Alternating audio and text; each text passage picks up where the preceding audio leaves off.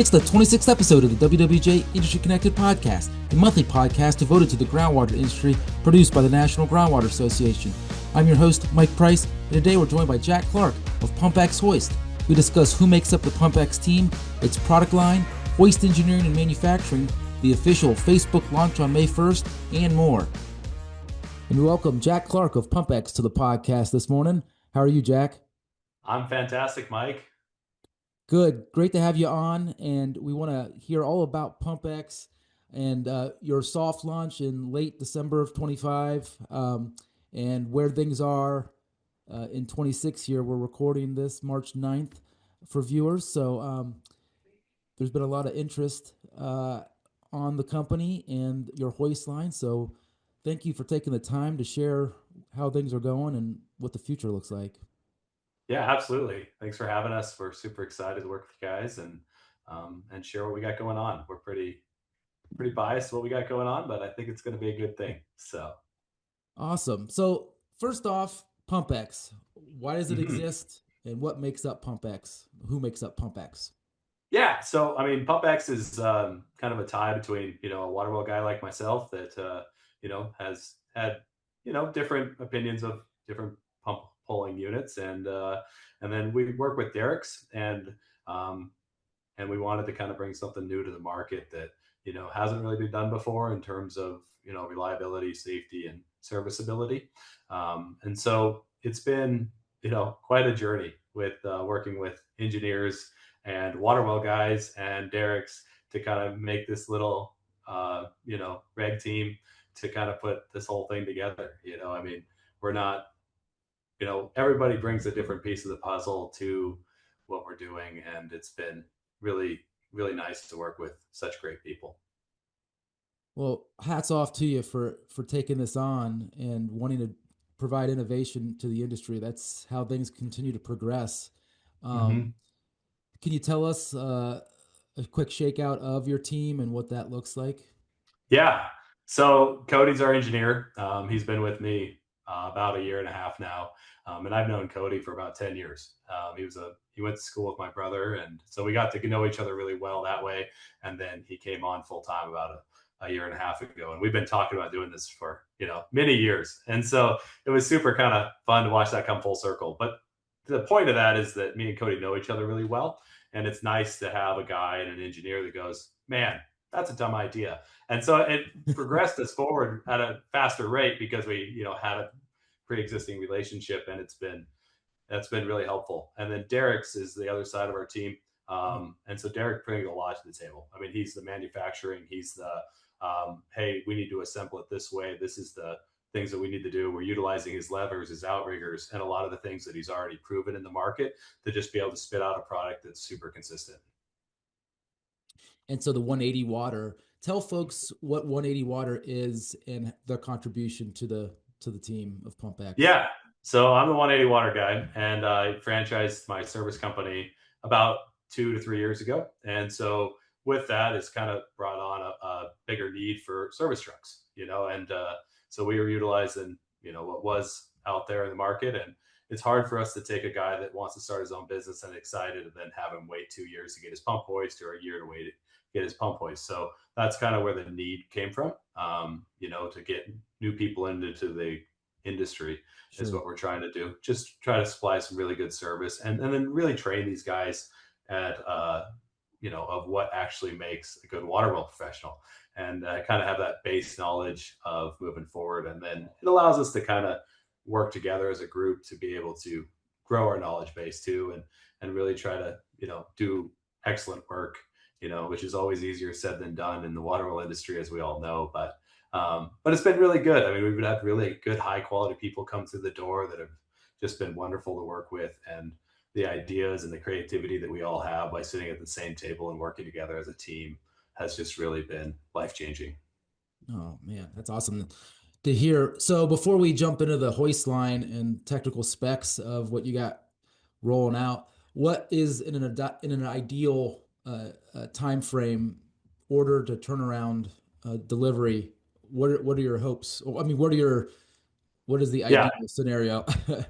About 90 days is what we're shooting for. I think that that's adequate.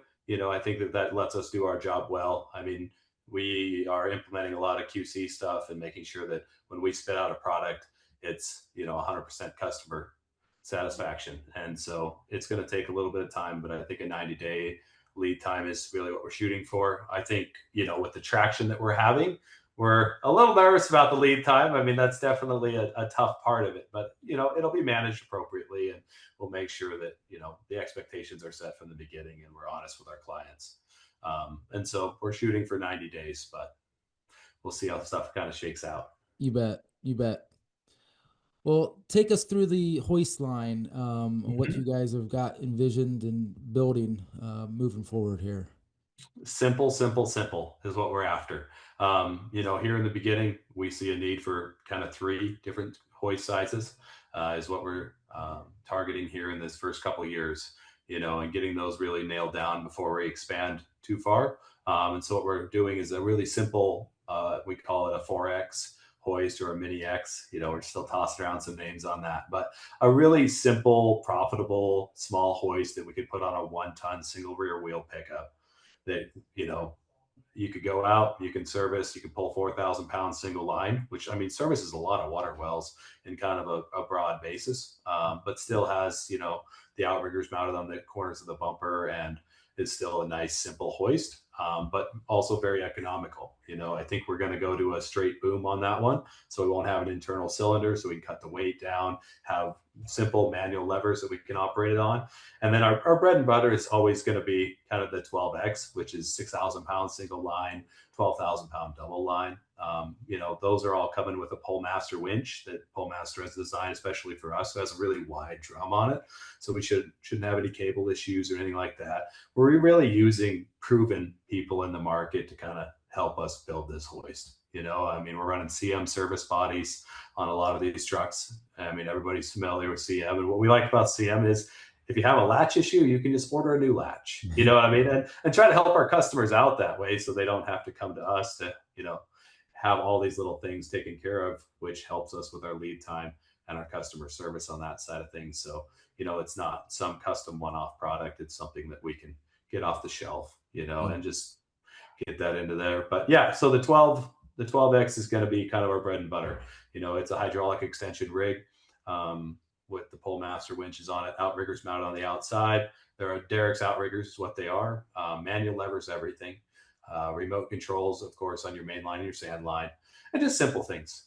Things that we wanted to see. Instead of climbing up on the truck, we have a cable system that holds your weight on your mast. You can tension up into that, and then when you go to stand up, you can just release it. It slides out, and you don't have to crawl up on the truck.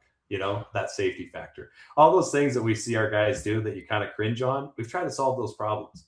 And it's gotten to the point where it's going to be a really incredible machine. And everything is laser cut and super clean, and it's going to be interesting to watch it come into the industry. I think everybody's going to be very, very impressed with it. Hopefully, I am. So as a water well guy, so yeah. Yeah.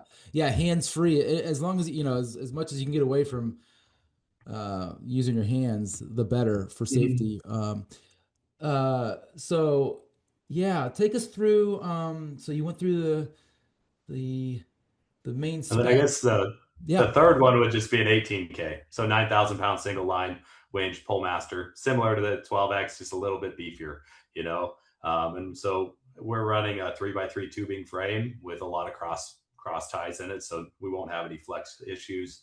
And so what it allows us to do is kind of run the same subframe, but then we can increase the thickness of our tubing is our plan. And then we built our service bodies, our subframe to fit into any service body. So it's an 8x4, just a sheet of plywood that goes in pretty much any service body. I'm sure somebody will prove us wrong out there and find one that it won't fit in, but we'll cross that bridge when we get there. But as far as we can tell, we should be good to go on most service bodies. So Yeah. Yeah. Um, and then monitoring the hydraulic pressure, you got gauges. How's that set up? yeah, so we're drillers too. So like, what do I want to see, right? So what Right. we did is we added a bypass valve to our main winch, and so what that allows us to do is increase our pressure, run our bypass valve just like you would when you're drilling. When you come to move out of the hole, you increase your pressure. And so we did that the same thing on our main line. So we'll increase our pressure till we pick, and then we can set our bypass valve. And so then when we trip out, if we snag up, it'll automatically bypass. So it doesn't go instantly to 6,000 pounds. And now we have issues. We didn't catch it, because I mean, that's part of the issue about building a really smooth rig is, you got to figure out these feels because, it's the whole rig's not going to shake when it's really solid. And so, we built the bypass valve into it so we can set that pressure. So, we can continue to be, as safe as possible. So, Excellent. Yeah. Um, and I see a PTO option or a deck engine option. Tell us more mhm. about that. Yeah, so PTO, we're doing a dual stage on it. So we got 17 gallons a minute on the front and then 8 on the back. So what that does is instead of running that all that pressure through all our little outriggers and all our stuff that we need that doesn't need to move super fast or require a bunch of fluid, instead of having that big bypass of that wah of that PTO humming, we've allowed it to smooth out a lot by doing that dual stage pump, and so it's been running really smooth. The deck engine side of things is more Derek's side, and he's been running a bunch of those on his drill rigs, and he's running John Deere deck engines, and we don't have quite all that stuff figured out of what we're going to do, but it's going to be interesting to watch it kind of come together. So, You bet. And then the number of hydraulic cylinders, and the proximate the location of those, mhm. with the boom in regard to the boom. Can you tell us about that? Yeah, so we have it's a sheet metal part that we bent into a U to run our mass in. So there's not tubing inside of tubing like a lot of existing pump hoist companies run. So what that allows us to do is to be able to run a 10-foot extension or a 15-foot extension. So our standard trucks come with a 10-foot, and then we can go up to a 15-foot extension because that's like the benefit of some of the other companies is when you extend with the cable you can get a longer stroke out of it where we're limited by cylinder length, because if I'm pulling 12,000 pounds on a double line, I got to be able to hold that. And so we do that through counterbalance valves, is what we do. But what it does is it allows us to, put a bigger cylinder in there to get more stroke. And then we also have it. So they just have cover plates on it. We discovered that we didn't really need to be able to, have all that torque on the front of the mast. It's never going to touch. So what we did is we built a heavy crown on it, is what we call it, that bolts on. And so we have a heavy crown that will keep it from flexing, and then it pushes on the back of the mast, allowing us to have cover plates on the front of the mast so we can pull some bolts, remove our internal cylinder if we ever have an issue with it. Just simplicity, And then we run it all on hard plastic, so it just runs super smooth. It takes a lot of that flex out of it that you kind of see in some of those longer masts. So Great. Okay. And with regard to manufacturing domestically, how has that been with Derek's being your partner across the mhm. border, north of the border of us? Tell us how that is. Yeah, I mean, they're all hurdles, right? Like everything's a hurdle, but it's been really good. So Derek's actually only 5.5 hours away from our shop here in Helena. And so it's been really nice to be able to cruise up, and the border's been super great. Obviously, we have a broker to be able to import everything, but everything so far has been very smooth. We're having Derek build everything to do with the mass and everything, and then we're assembling trucks in the United States just to kind of skip some of those hurdles with the import and export side of things. Excellent. Um, And with regard to, yeah, trying to provide a need, the industry is, very busy, in Montana especially. I recall a couple years ago, it was really booming, and I anticipate it's still that way with growth. So, Hmm. on It's the changing for service, sure. what's that? Yeah. It's changing for sure. Yeah. Yeah, tell us about, yeah, where the industry is there in your home state. Yeah. I mean, it's definitely shifting. I mean, we're Montanans, right? So we're handshake kind of guys, and things are definitely moving more to probably what other people have been doing in terms of, contracts and that kind of stuff with the drilling and the pump industry. But overall, we still choose to do business with handshakes, and PumpX isn't going to be any different than that. So, And just lastly, with the field testing of PumpX hoist that you have, since you're with 180 Water, you're doing mhm. some field testing with the hoist, I Yeah. assume, and getting some real field driven data to incorporate. Well, I think that's one of the coolest things about 180 is that like we can gather that information so much quicker, and I think that that's really, it makes that creative like curiosity side of you really neat when you get to work with the top of the top of the guys. I mean, these guys are, new to the industry maybe, but that might not necessarily be a bad thing because their perspective's a little bit different. And so it's really kind of cool, and we've had some guys that have been in the industry for a long time that have run in this Hoist too. And it's, the feedback has been really good, and the testing through 180 has been really nice to be able to, have one go to Wyoming, Wisconsin, spread out across North Dakota and say, how is it? It's great. This is perfect. This is what we need. We need to make this adjustment, this adjustment. So that rapid feedback is really cool because I mean the way we do pumps in Helena might be different than what they do in Wisconsin, but we can kind of meet in the middle of what we want out of our truck. So I think it's going to be a good fit for us. Is there anything else, Jack, that you want to share with regard to the future? Well, I want to thank everybody for, being patient with us. Good things take a little bit of time, and this thing's coming. It's going to be a little bit still. We're hoping to kind of do our official launch on Waterwell Guys on, May 1st and kind of present some real pictures and videos and some more information for everybody. And then we'll be at the Groundwater Show in 2026, which hopefully will be, everybody will get a chance to come down and check out the truck and visit with us, and we're really looking forward to that, to be able to get everybody else's feedback. And I think that hopefully they're as pleased with it as I am. So, Well, hey, thanks, Jack, for your time today, and all the best. Good luck with the launch going forward. yeah, thank you, Mike. We really appreciate your time today, and it's been excellent visiting with you. Thanks for watching and listening to the WWJ Industry Connected podcast. We'll be back next month with a brand new episode, so be sure to like and subscribe to the podcast on your favorite podcast platform. We're on all the major platforms, so it will be easy to find us. And visit waterwelljournal.com for the latest expert columns, feature articles, videos, and news covering the groundwater industry. So one more time for Jack and I, thank you for watching and listening, and we'll see you next time.